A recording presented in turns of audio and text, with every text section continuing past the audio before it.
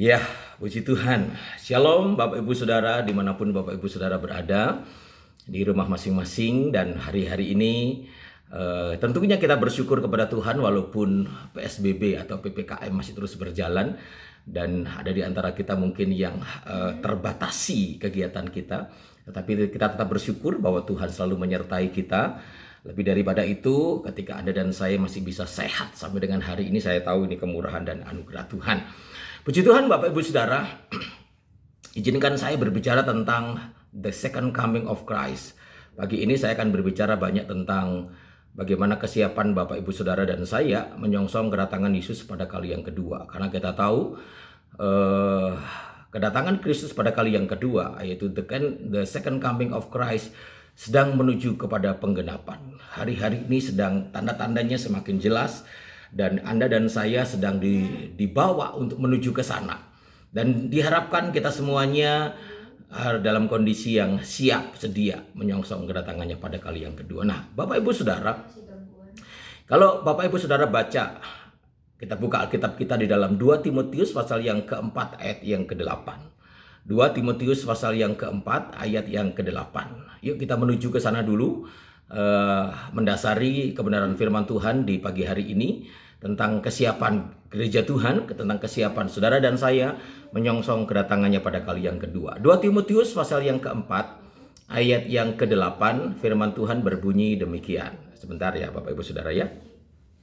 Flow. Ya, saya akan bacakan 2 Timotius 4 ayat 8. Sekarang telah tersedia bagiku mahkota kebenaran yang akan dikaruniakan kepadaku oleh Tuhan, Hakim yang adil pada harinya. Tetapi bukan hanya kepadaku, melainkan juga kepada semua orang yang merindukan kedatangannya. Rasul Paulus kepada jemaat Timotius, kepada Timotius yang dipercaya untuk melayani jemaat yang didirikannya, berkata kepada Timotius satu hal yang mendasar sebelum dia sudah merasakan bagaimana dia akan dipanggil Tuhan.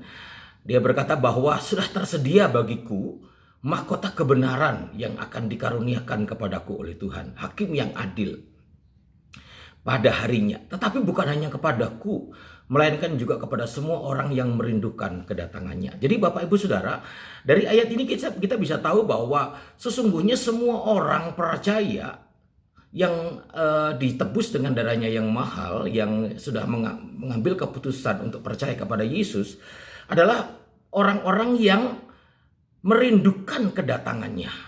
Ya, Anda dan saya seharusnya menjadi pribadi yang merindukan kedatangannya. Jadi ketika Anda dan saya menjadi percaya kepada Yesus dan menyerahkan kehidupanmu sepenuhnya kepada Yesus, seharusnya Anda dan saya tidak perlu takut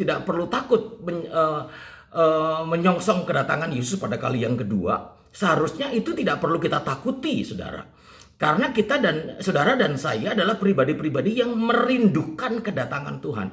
Orang yang merindukan seseorang, ya kan, pasti dia bersukacita, bukannya takut. Saudara ya, orang kalau Bapak Ibu Saudara merindukan seseorang, pasti Anda akan bersukacita, gitu ya. Pasti kita akan bersukacita. Saya ingat dulu ketika saya masih pacaran dengan Elvina. Kita pacarannya jarak jauh, Saudara, karena dia harus praktek di kota lain, saya harus di kota lain. Kami jarang ketemu, pacaran 3 tahun tapi jarang ketemu, gitu Saudara ya. Tetapi ketika kami sudah merencanakan untuk ketemu, itu rasanya sukacita sekali, saudara ya. Itu membuktikan bahwa saya memang merindukan dia, begitu. Nah, kita pun juga harus sama. Kalau kita, saudara dan saya sebagai orang-orang yang percaya merindukan kedatangannya, seharusnya jangan takut dong. Seharusnya tidak boleh takut. Sebaliknya kita harus bersukacita. Nah, Bapak Ibu Saudara, Lukas pasal yang ke-21 ayat 36 berkata begini, berjaga-jagalah senantiasa sambil berdoa, supaya kamu beroleh kekuatan untuk luput dari semua yang akan terjadi itu, dan supaya kamu tahan berdiri di hadapan Anak Manusia. Nah, supaya kita menjadi orang-orang yang tidak takut, tetapi malah bersukacita menyongsong kedatangannya pada kali yang kedua. Tuhan sendiri berkata, Yesus sendiri berkata dalam Lukas 21 ayat 36. Dikatakan bahwa kamu harus berjaga-jaga senantiasa. Kamu harus selalu dalam kondisi berjaga-jaga sambil terus berdoa. Jadi jangan pernah berhenti berdoa. Teruslah kita harus berjaga-jaga. Orang-orang yang berjaga-jaga menjelang kedatangan Yesus pada kali yang kedua harus suka berdoa. Orang yang suka berdoa pasti didapati dia selalu dalam kondisi yang siap atau berjaga-jaga. Jadi berjaga-jaga senantiasa sambil berdoa. Supaya apa? Supaya kamu beroleh kekuatan untuk luput dari hal-hal yang nanti kita akan lihat. Hal-hal yang akan terjadi terhadap dunia ini. Dan Anda didapati oleh Tuhan, Anda dan saya luput dari semuanya itu. Dan kita dikatakan di situ tahan berdiri di hadapan Anak Manusia. Nah, oleh sebab itu pada pagi hari ini yuk kita belajar bagaimana kita menjadi pribadi yang berjaga-jaga dan berdoa, menjadi pribadi yang siap. Nah, Bapak Ibu Saudara, sedikit saya mereview apa yang sudah pernah saya sampaikan dalam doa HOPE beberapa waktu yang lalu di bulan Januari. Kedatangan Kristus Yesus itu akan diawali dengan munculnya antikristus. Antikristus itu akan muncul dan memerintah dunia dengan kejam dan bengis. Kita sudah lihat dalam 2 Tesalonika 2 ayat 1-12, Kejadian Wahyu pasal yang ke-6, Wahyu pasal yang ke-12, Wahyu pasal yang ke-13. Nanti ayat-ayatnya saya akan tunjukkan kepada Bapak Ibu Saudara ya. Antikristus itu akan muncul dan memerintah dunia dengan kejam dan bengis ketika gereja Tuhan sudah alami rapture atau pengangkatan atau pemisahan atau penyingkiran. Nah, ini beda-beda kalimat yang dipakai. Ada beberapa gereja yang memakai kata rapture, ada beberapa gereja yang memakai kata pengangkatan atau pemisahan atau penyingkiran. Jadi akan terjadi dahulu pemisahan. Ya, digambarkan dalam Wahyu pasal yang ke-13 atau Wahyu pasal yang ke-12 juga dan Wahyu pasal yang ke-6 digambarkan seperti perempuan yang dikejar oleh naga. Naga itu adalah antikris dan dikejar oleh naga, dan perempuan itu lari ke padang gurun selama 3,5 tahun. Nah, itulah gambaran dari gereja Tuhan yang disingkirkan, yang dipisahkan, yang diangkat terlebih dahulu dan tidak diizinkan Tuhan untuk masuk dalam masa pemerintahan kejam antikristus. Ya, saya harap Bapak Ibu Saudara masih mengingat apa yang sudah saya sampaikan beberapa waktu yang lalu. Nah, kita lihat dulu sekarang masa pemerintahan antikristus itu seperti yang saya katakan tadi 3,5 tahun. Ayat-ayatnya ini Saudara, Wahyu 13 ayat 5. Dan kepada binatang itu diberikan mulut yang penuh kesombongan dan hujat. Kepadanya diberikan juga kuasa untuk melakukannya 42 bulan lamanya. 42 bulan itu sama dengan 3,5 tahun. Wahyu 12 ayat yang ke-6. Perempuan itu lari ke padang gurun, di mana telah disediakan suatu tempat baginya oleh Allah, supaya dipelihara di situ 1260 hari lamanya, atau 42 bulan, atau 3,5 tahun. Saudara ya. Wahyu 12 ayat yang ke-14. Kepada perempuan itu diberikan kedua sayap dari burung nasar yang besar, supaya ia terbang ke tempatnya di padang gurun, di mana dipelihara jauh dari tempat ular itu selama 1 masa, 2 masa, dan setengah masa. Itu sama dengan 3,5 tahun. Jadi masa pemerintahan antikris itu lamanya 3,5 tahun, saudara ya. Lamanya 3,5 tahun. Nah, masa pemerintahan antikris itu adalah masa di mana dia mengaku diri sebagai Allah yang harus disembah. Sehingga terjadilah kemurtatan yang begitu luar biasa. Itu saudara bisa lihat dalam 2 Tesalonika tadi ayat yang ketiga dan ayat keempat. Antikris membentuk pemerintahan baru atau global governance. Terus kemudian antikris juga memiliki tanda-tanda mujizat yang ajaib dan luar biasa. Dia memerintah dengan keji dan kejam karena semua orang dipaksa menyembah antikristus. Bila tidak mau akan disiksa, akan dianiaya, bahkan sampai mati. Semua manusia yang menyembah antikristus akan diberikan tanda di dahi dan di tangan. Perhatikan baik-baik. Diberikan tanda di dahi dan di tangan. Nah, tanda itu diketahui oleh semua orang. Tanda itu jelas orang-orang bisa lihat bahwa itu ada tanda di dahi dan di tangan. Jadi bukan suntikan, saudara. Jadi kalau saudara ingat hari-hari ini ada banyak orang ditakutkan dengan suntikan, jangan-jangan suntikan itu ada antikristus, salah, saudara ya. Karena firman Tuhan mengatakan memperlihatkan di situ manusia yang menyembah antikristus itu akan diberi tanda di dahi dan di tangan, saudara ya. Jadi bukan disuntikan, ya bukan, tetapi jelas dikelihatan. Hanya mereka yang diberi tanda yang bisa bertransaksi. Jadi hanya mereka lah yang akhirnya bisa enjoy hidupnya di masa antikris kalau diberikan tanda di dahi dan di tangan. Kalau nggak diberikan tanda di dahi dan di tangan, akan disiksa, dianiaya, bahkan sampai mati. Dan terjadilah sebuah kesengsaraan besar, global krisis. Wahyu 6 ayat 6 itu dikatakan di sana, secupak gandum sedinar. Itu artinya secupak gandum, 1 dinar itu gaji satu orang, 1 hari dalam 1 orang. Jadi gaji 1 hari cukup hanya untuk makan 1 kali, saudara. Kurang lebih kira-kira seperti itu. Jadi betapa krisis yang luar biasa pada masa pemerintahan antikristus. Nah, pertanyaannya sekarang adalah, adakah orang Kristen di masa pemerintahan antikris? Sekali lagi, adakah orang Kristen yang harus tertinggal dan masuk di masa pemerintahan antikris? Nah, ini yang kita akan bahas hari ini ya. Saya harap saya bisa menyampaikan secepat mungkin sehingga saudara bisa menangkap dengan baik. Adakah orang Kristen di masa pemerintahan antikristus? Yuk ini perlu jawaban yang pasti, saudara, supaya kita bisa jelas dan kemudian kita bisa menempatkan diri dengan benar. Kalau saudara baca dalam Matius 24 ayat 40 sampai 42, dikatakan di sana, pada waktu itu kalau ada 2 orang di ladang, yang seorang akan dibawa dan yang lain akan ditinggalkan. Kalau ada 2 orang perempuan yang sedang memutar batu kilangan, yang seorang akan dibawa dan yang lain akan ditinggalkan. Karena itu berjaga-jagalah, sebab kamu tidak tahu pada hari mana Tuhanmu datang. Perhatikan baik-baik. Jadi ada pemisahan di sana. Bisa jadi ada 2 orang, itu satu terangkat, satu tidak, saudara ya. Jadi artinya yang terangkat dia adalah orang-orang yang tidak akan mengalami masa antikris. Sebaliknya, orang yang tidak terangkat, walaupun dia orang Kristen, dia akan masuk dalam masa antikris. Sebab itu perlu kesungguhan dalam diri kita. Perlu kriteria-kriteria yang jelas yang dari Tuhan yang harus kita lakukan supaya Anda dan saya tidak masuk dalam masa itu. Jadi dengan kata lain, ada orang Kristen yang akan masuk di masa pemerintahan antikris. Ada orang-orang tertentu yang akhirnya harus terpaksa harus masuk di masa pemerintahan antikristus, saudara. Satu diangkat, satu enggak. Satu ketinggalan, dan yang ketinggalan itu akan masuk di masa antikris. Dan harapan saya, doa saya di dalam nama Tuhan Yesus, Bapak Ibu Saudara dan saya, keluarga Bapak Ibu Saudara dan juga keluarga saya adalah orang-orang percaya yang ikut terangkat. Amin, Bapak Ibu Saudara ya.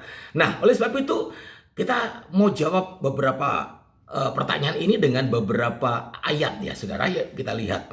Adakah orang Kristen di masa antikristus? Dalam Wahyu pasal yang ke-12 ya. Ayat yang ke-14 sampai dengan ayat yang ke-17. Wahyu, kalau saudara bisa baca di sana, Wahyu 12 ayat 14 sampai 17. Ayat 14 berkata begini, kepada perempuan itu diberikan kedua sayap dari burung nasar yang besar, supaya ia terbang ke tempat di padang gurun di mana ia dipelihara jauh dari tempat ular itu selama 1 masa dan 2 masa dan setengah masa. Lalu ular itu menyemburkan dari mulutnya air sebesar sungai kepada perempuan itu supaya ia dihanyutkan sungai itu.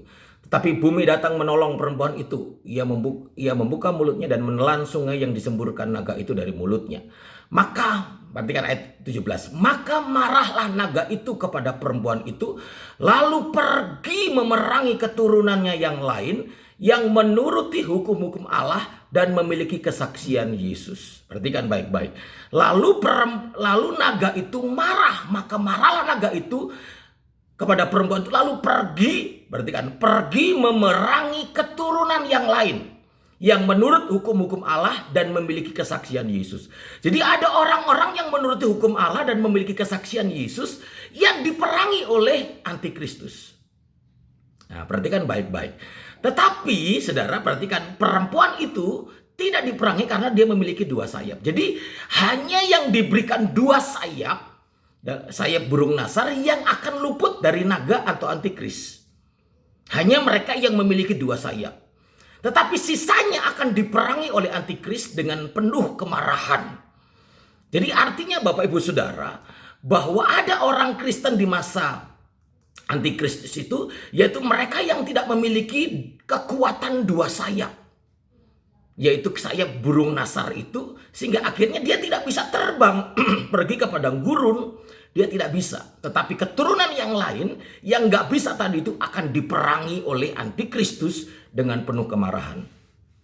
Dua sayap itu adalah gambaran dari firman dan Roh Kudus, Bapak Ibu Saudara. Ada beberapa penafsiran-penafsiran dan saya yakin benar penafsiran itu. Kedua sayap itu berbicara tentang firman dan Roh Kudus. Jadi pribadi-pribadi yang penuh dengan firman, yang penuh dengan Roh Kudus, orang-orang percaya yang menghidupi firman, yang bukan hanya tahu firman, tapi benar-benar hidup melakukan firman Tuhan dan dipimpin dan dikuasai oleh Roh Kudus yang digambarkan seperti dua sayap itu akan membawa orang percaya itu, yaitu gereja Tuhan, untuk pergi ke padang gurun, diangkat, disingkirkan jauh dari antikristus. Tetapi sebaliknya yang tidak memiliki dua sayap, yang adalah gambaran firman dan Roh Kudus, dia akan masuk dalam masa pemerintahan antikristus. Doa dan harapan saya, Anda dan saya, kita semuanya adalah pribadi yang hidup menghidupi firman Tuhan dan penuh dengan Roh Kudus. Selanjutnya saudara, adakah orang Kristen di masa antikris? Ayat yang lain. Wahyu 11 ayat 1 dan ayat 2. Dikatakan di sana begini. Kemudian diberikanlah kepadaku sebatang bulu seperti tongkat pengukur rupanya. Dengan kata-kata berikut. Bangunlah dan ukurlah bait suci Allah dan mezbah dan mereka yang beribadah di dalamnya. Tetapi kecualikan pelataran bait suci yang di sebelah luar, jangan engkau mengukurnya. Karena ia telah diberikan kepada bangsa-bangsa lain dan mereka akan menginjak-injak kota suci 42 bulan lamanya. Saudara perhatikan, 42 bulan lamanya. Itu bicara tentang antikristus. Saudara perhatikan baik-baik, 3,5 tahun. Itu 42 bulan. Jadi kalau dari ayat ini dikatakan, Tuhan mengukur orang-orang yang beribadah di bait suci atau di ruang Maha Kudus. Dikatakan bangunlah dan ukurlah bait suci Allah dan mezbah. Mezbah itu berada di ruang kudus, ruang Maha Kudus. Ada di sana. Dan mereka yang beribadah di dalam ruang Maha Kudus. Orang-orang yang ada di ruang Maha Kudus itulah yang diukur oleh Tuhan. Tetapi orang-orang yang berada di pelataran dikatakan nggak perlu engkau mengukurnya.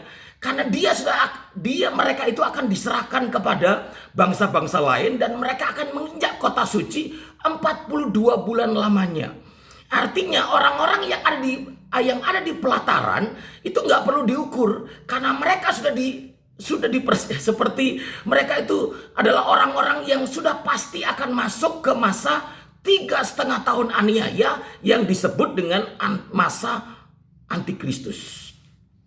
Jadi Bapak Ibu Saudara, dari sini kita bisa melihat hanya orang-orang yang memiliki kerohanian ruang Maha Kudus yang diukur sama Tuhan, yang akan mengalami rapture itu, penyingkiran. Hanya orang-orang percaya yang berada di ruang Maha Kudus, yang ada di dalam hadirat Tuhan, yang ada selalu menyembah Tuhan, yang ada selalu menikmati mezbah, ada roti sajian berbicara firman, ada kaki dian berbicara Roh Kudus. Di situ juga dia bisa melihat kemuliaan Tuhan dalam tabut perjanjian, Shekinah kemuliaan Tuhan. Hanya orang-orang yang ada di ruang Maha Kuduslah yang akan masuk dalam rapture. Sebaliknya orang-orang Kristen yang kerohaniannya tetap di pelataran, gak mau masuk. Saudara perhatikan, di pelataran itu saudara gak bisa nikmati kemuliaan Tuhan di dalam. Nah, orang-orang yang ada di pelataran ini akan masuk dalam pemerintahan antikris. Dari sini kita bisa tahu bahwa ternyata ada orang Kristen di masa pemerintahan antikris. Bapak Ibu Saudara, oleh sebab itu pastikan hidup kerohanian kita berada di tempat yang dalam, yaitu ruang Maha Kudus. Beberapa kali saya menyampaikan firman Tuhan, yuk kita masuk ke tempat yang dalam, yaitu berbicara tentang ruang Maha Kudus. Anda dan saya harus masuk dalam ruang Maha Kudus. Di ruang Maha Kudus hidupmu harus semakin benar, semakin kudus, semakin tak bercacat dan tak bercela. Kalau saudara lihat imam-imam yang bertugas, kalau dia dalam kondisi yang bercacat, dalam kondisi yang berdosa, dia masuk ke ruang kudus, ruang Maha Kudus, dia akan mati. Dan hanya orang-orang yang ada yang hidup dalam kebenaran, yang hidup dalam kekudusan, yang hidup dalam kesalehan, yang menghidupi firman, yang mau dituntun dikuasai Roh Kudus, merekalah yang masuk dalam ruang Maha Kudusnya Tuhan. Dan yang di dalam ruang Maha Kudusnya Tuhan itulah yang akan mengalami rapture dan tidak akan mengalami masa pemerintahan antikris. Sebab itu Bapak Ibu Saudara, pastikan Bapak Ibu Saudara dan saya menjadi pribadi-pribadi yang bukan berada kerohanianmu tidak dalam level pelataran, tetapi levelmu masuk di ruang Maha Kudus. Ya, dimasuk yang tempat yang dalam. Dan disitulah engkau akan mengalami rapture, bukan di tempat yang dangkal. Ya, saudara ya. Yang ketiga, saudara, yang ketiga. Yuk, adakah orang Kristen di masa antikris? Yang ketiga kita lihat dalam Matius 25 ayat 1 sampai 4.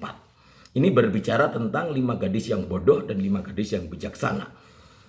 Ayat-ayatnya saudara, ayat 1 sampai 4 saya bacakan saudara ya. Pada waktu itu hal kerajaan surga, semua 10 gadis yang mengambil pelitanya dan pergi menyongsong mempelai laki-laki. 5 diantaranya bodoh dan 5 bijaksana. Gadis-gadis yang bodoh itu membawa pelitanya tetapi tidak membawa minyak. Sedangkan gadis-gadis bijaksana itu membawa pelitanya dan juga minyak dalam buli-buli mereka. Perhatikan baik-baik.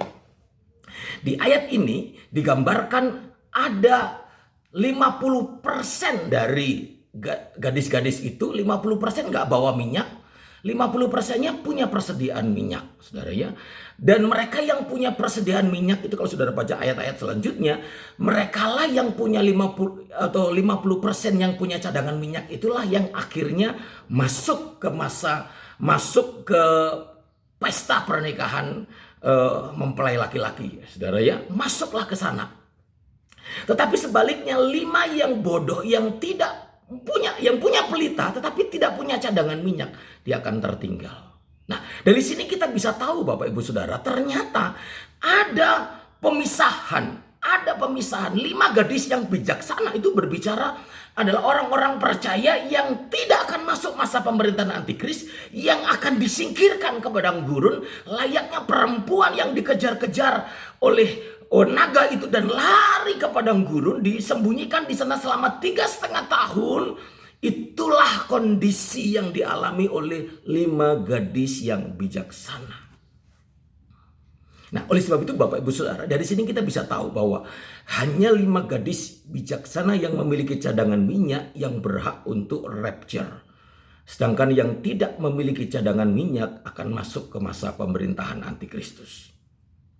Sekali lagi, doa saya Bapak Ibu Saudara dan saya berusaha terus memohon kepada Tuhan supaya saya dan keluarga saya tidak akan masuk ke sana. Tidak akan masuk ke masa pemerintahan antikristus, tetapi kita akan mengalami rapture. Jadi ada orang percaya, ternyata ada orang Kristen yang ada di masa pemerintahan antikristus.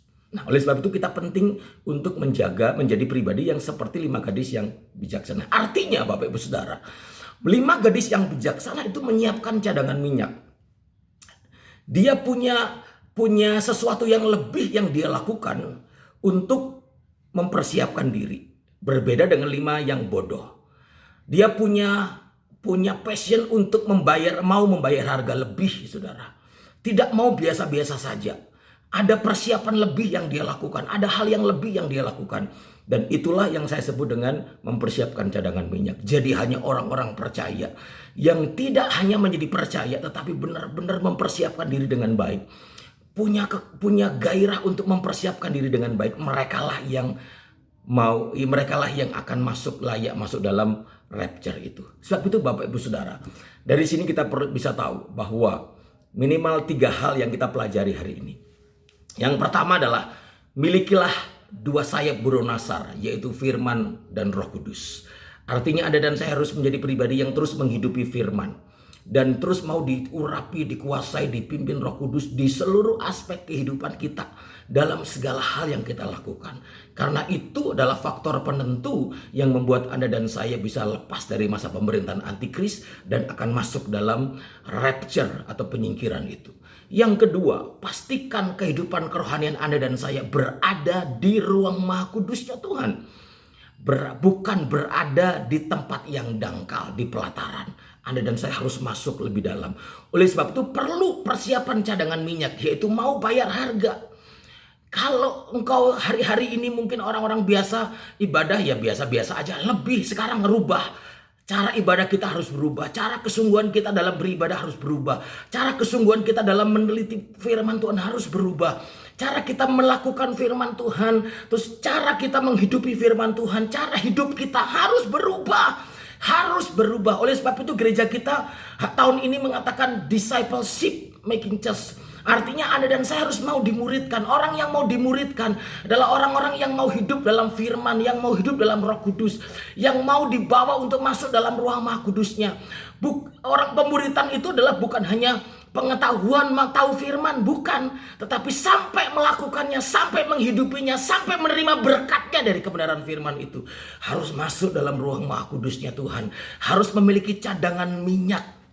Kita nggak boleh biasa-biasa saja. Jemaat Tuhan, hari-hari saya katakan, mari Bapak Ibu Saudara, Jemaat GUP Bandung, Jemaat GUP Kapasari, GMI, Jemaat GUP Wilayah 2, saya mau katakan, mari jangan biasa-biasa saja. Teruslah engkau tingkatkan kehidupan kerohanianmu. Masuk lebih dalam ke ruang Maha Kudus. Jangan cuma ada di pelataran. Mari tingkatkan kehidupanmu seperti layaknya engkau punya kekuatan dua sayap, yaitu firman dan Roh Kudus. Mari tingkatkan itu, bukti bahwa engkau dan saya siap menyongsong kedatangannya pada kali yang kedua. Jangan biasa-biasa saja Bapak Ibu Saudara. Tuhan, tanda-tanda kedatangannya sudah semakin jelas. Dibutuhkan kesiapan saudara dan saya. Saya kehabisan waktu, tetapi nanti suatu saat saya akan sambung Bapak Ibu Saudara ya. Dalam ketika saya menyampaikan kebenaran firman Tuhan di doa pagi selanjutnya, saya akan sambung kebenaran firman Tuhan. Ada beberapa hal yang ingin saya sampaikan, tetapi saya sudah kehabisan waktu dan nanti saya akan sambung kembali saudara ya. Saya akan sambungkan kembali. Puji Tuhan, kiranya ini menjadi berkat buat kita semuanya, menjadi peringatan buat kita semuanya. Yuk kita berdoa. Kita mohon kepada Tuhan. Terima kasih Bapa di surga. Kami bersyukur kedatangan-Mu adalah sesuatu yang kami rindukan. Dan kami tidak perlu takut, tidak perlu khawatir Tuhan. Bahkan kami harus bersuka cita menyongsong kedatangan-Mu pada kali yang kedua. Oleh sebab itu, kenapa kami harus bersuka cita? Ternyata Tuhan sudah berikan petunjuk-petunjuk kepada kami. Bagaimana kami bisa menjadi pribadi yang bersuka cita menyongsong kedatangan-Mu pada kali yang kedua. Yaitu ketika kami harus menjadi pribadi yang memiliki kekuatan dua sayap, yaitu firman dan Roh Kudus. Kami harus menghidupi firman, kami harus izinkan Roh Kudus menguasai kehidupan kami terus menerus hari lepas hari ya Tuhan. Dan kami juga harus menjadi pribadi-pribadi yang tidak tinggal di pelataran. Di pelataran hanya ada kolam pembasuhan dan korban bakaran. Hanya ada pertobatan dan baptisan. Kami harus masuk ke tempat yang lebih dalam, di mana kami ada firman, ada pujian penyembahan di sana, ada mezbah, ada kemuliaan Tuhan di sana. Kami harus masuk ke ruang Maha Kudus, karena di ruang Maha Kuduslah yang menjadi syarat buat kami untuk kami boleh mengalami rapture itu Tuhan. Dan yang terakhir, kami harus mau bayar lebih, layaknya 5 gadis yang bijaksana, mau membayar lebih dengan kehidupan kami yang lebih sungguh-sungguh, lebih mau kudus, lebih mau suci dalam hidup, lebih meningkatkan kesalehan hidup kami. Kami lebih mau menjaga hidup kami, baik itu perkataan, perbuatan, pikiran kami. Kami harus menjadi pribadi yang kedapati, semakin menjadi pribadi yang mempersiapkan memiliki cadangan minyak itu, sehingga kami menjadi pribadi yang siap menyongsong kedatangan-Mu pada kali yang kedua. Dan di dalam nama Yesus, semua kebenaran firman Tuhan ini tergenapi dalam kehidupan umat-umat-Mu yang mengikuti ibadah doa pagi hari ini. Terpujilah nama-Mu di dalam nama Tuhan Yesus Kristus. Haleluya. Amin. Puji Tuhan. Tuhan Yesus memberkati. Saya serahkan kepada Bapak Pendeta Handoyo.